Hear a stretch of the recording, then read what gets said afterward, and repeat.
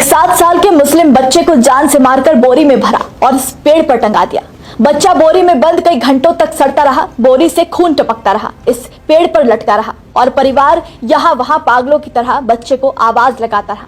धर्म से नफरत, आपसी विवाद और पुरानी रंजिशों ने इस बच्चे की जान ले ली और इसे मारने वाला कोई और नहीं बल्कि पड़ोस में ही रहने वाला एक हिंदू परिवार निकला।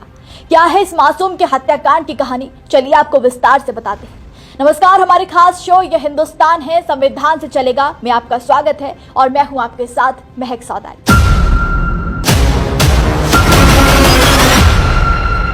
दिल दहला देने वाला ये मामला उत्तर प्रदेश के आजमगढ़ से सामने आया है, जहां सड़कों पर ये रोता बिलखता परिवार, सुध-बुध खो चुकी मां अपने बच्चे के लौट आने का इंतजार कर रही है।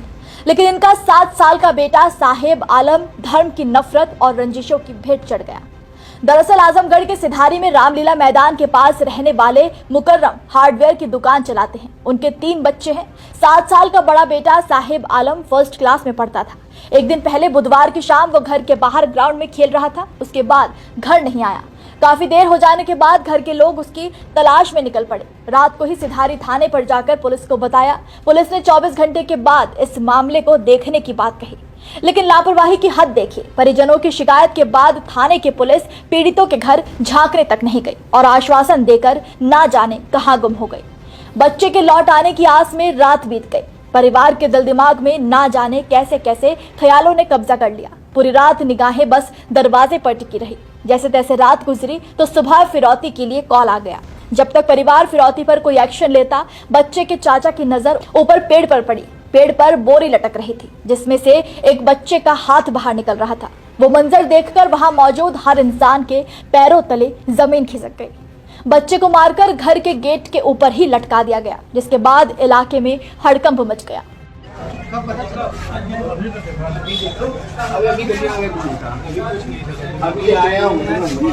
और बच्चे को देखकर परिवार सबसे पहले पुलिस पर ही बिफर पड़ा और रो रो कर बोलता रहा कि अगर पुलिस ने देर न की होती, अगर 24 घंटे का वक्त न दिया होता तो उनका बच्चा आज जिंदा होता। यानी साफ तौर पर पुलिस की लापरवाही का जीता जागता सबूत भी यहाँ सामने आ गया। बच्चे की लाश मिलने के बाद परिवार और तमाम मुस्लिम समुदाय में आक्रोश भर गया और फिर उनका शक किसी और पर नहीं बल्कि अपने ही पड़ोस में रहने वाले एक हिंदू परिवार पर गया। परिवार ने डॉल्स में रहने वाले शैलेंद्र कुमार निगम उर्फ मंटू पर भतीजे की हत्या का आरोप लगाया। उन्होंने बताया कि पड़ोसी मंटू की भी हार्डवेयर की ही दुकान है। उसने अपने पूरे परिवार के साथ मिलकर इस घटना को अंजाम दिया, चाकू से गोदकर निर्मम हत्या कर दी।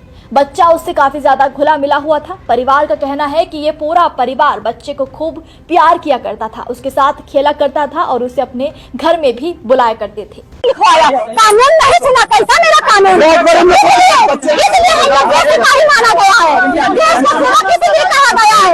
अगर बाद में पुलिस ने बोला कि 24 घंटे के बाद सुनवाई होगी, अरे वो क्या करोगे तुम सुनवाई करके? जब इंसान मर जाएगा तो, अगर मर जाएगा तो क्या सुनवाई करोगे? क्या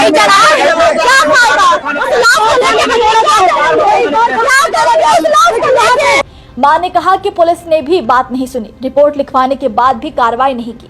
पुलिस ने बताया कि 24 घंटे के बाद सुनवाई होगी। अब मेरा बच्चा मर गया, उसकी हत्या कर दी गई, अब कौन सुनवाई करेगा?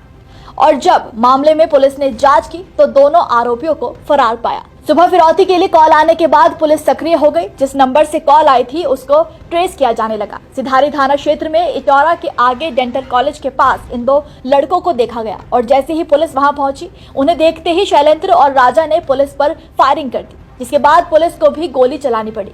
जवाबी कार्रवाई में शैलेंद्र के पैर में 2 गोली लगी, जबकि राजा निगम को 1 गोली लगी। दोनों को अस्पताल में भर्ती कराया गया है। मृतक के परिजन हैं, उनके द्वारा तहरीर देते हुए बताया गया है कि पुराने विवाद और व्यावसायिक रंजिश की वजह से शैलेंद्र निगम और राजा निगम ने अपने परिजनों और कुछ परिचित के साथ मिलकर इस घटना को अंजाम दिया है। उस तहरीर को विवेचना में सम्मिलित कर लिया गया है। इस प्रकरण में जो वैज्ञानिक साक्ष्य हैं उनको फील्ड यूनिट के द्वारा जुटाया जा रहा है। इसके अलावा इलेक्ट्रॉनिक साक्ष्य और अन्य जो मजबूत साक्ष्य हैं उनका संकलन करके त्वरित और गुणवत्तापूर्ण विवेचना सुनिश्चित की जाएगी। साथ ही माननीय न्यायालय में प्रभावी पैरवी करके जितने दोषी होंगे उन सब के विरुद्ध सख्त वैधानिक कार्रवाई सुनिश्चित की जाएगी। फिलहाल माहौल तनावपूर्ण है, लेकिन हालात और ना बिगड़े इसके लिए पुलिस पहले से ही एहतियात बरत रही है। कानून व्यवस्था को संभालने के लिए मौके पर पर्याप्त पुलिस बल तैनात है। इसमें कंपनी पीएसी, 18 थानों की पुलिस, क्यूआरटी को लगाया गया है। आजमगढ़ से न्यूज 24 के संवाददाता शुभम सिंह ने जब परिजनों से बातचीत की तो उन्होंने बताया कि आरोपी की हार्डवेयर की दुकान है, दुकान नहीं चलती थी। ऐसे में आरोपी उनसे चिढ़ता था और काफी लंबे समय से दोनों परिवार में किसी न किसी बात को लेकर रंजिशें चल रही थी। लेकिन ऐसी भी क्या रंजिश कि एक मासूम की ही चाकू गोद गोद कर हत्या कर दी। और बच्चे से भला क्या रंजिश हो सकती है जो उसे इतनी भयानक सजा दे दी गई। ऐसे अपराधों के लिए हमारे देश के कानून में क्या सजा लिखी गई है, चलिए जान लेते हैं। भारतीय न्याय संहिता की धारा 100 के तहत यदि कोई व्यक्ति किसी का मर्डर करता है या ऐसी चोट मारता है जिससे मृत्यु होना तय है तो ये हत्या का दोषी माना जाएगा। भारतीय न्याय संहिता की धारा 103 हत्या को परिभाषित करती है और इसके लिए दंड का प्रावधान करती है। ये धारा किसी व्यक्ति की हत्या के लिए मृत्युदंड या आजीवन कारावास और जुर्माने का प्रावधान करती है। और ये हत्या किसी नस्ल, जाति, समुदाय, लिंग या अन्य भेदभावपूर्ण आधार पर की जाती है तो समूह के प्रत्येक सदस्य को मृत्युदंड या आजीवन कारावास और जुर्माना भुगतना होगा। भारतीय न्याय संहिता की धारा 137 किसी का अपहरण करने से संबंधित है, जिसमें किसी भी व्यक्ति को उसकी सहमति के बिना भारत की सीमा से बाहर ले जाने या किसी बच्चे या मानसिक रूप से कमजोर व्यक्ति को उसके कानूनी अभिभावक की मर्जी के बिना दूर ले जाना शामिल है। इस अपराध के लिए दोषी पाए जाने वाले व्यक्ति को 7 साल तक का कारावास और जुर्माना हो सकता है। भारतीय न्याय संहिता की धारा 140 किसी व्यक्ति की हत्या, फिरौती, गंभीर नुकसान या गुप्त रूप से बंधक बनाने के इरादे से अपहरण करना शामिल है, जिसकी सजा हत्या के लिए 5 लाख रुपए तक का जुर्माना भी शामिल है, जिसमें परिणाम स्वरूप मृत्युदंड या आजीवन कारावास या फिर 10 साल तक की कठोर कैद हो सकती है। अब बच्चे का पूरा परिवार आरोपियों का घर गिराने की मांग पर अड़ा हुआ है और आरोपियों को सख्त सजा देने की मांग कर रहा है। लेकिन सवाल है कि क्या अब यूपी में लोगों के लिए किसी की हत्या करना बहुत आम बात हो गई है? जब जिसका मन करता है, थोड़ा सा भी विवाद होता है तो लोग जान तक लेने की हिम्मत कर जाते हैं। क्या वाकई यूपी में अपराध कभी नहीं रुक सकेंगे या ये मान लिया जाए कि यूपी को क्राइम फ्री राज्य बनाने की बात सिर्फ एक चुनावी स्टंट है? और आखिर अपराध रुकेंगे भी कैसे जब पुलिस ही बच्चे की हत्या जैसे संवेदनशील मामलों में इतना ढीला रवैया अपनाएगी?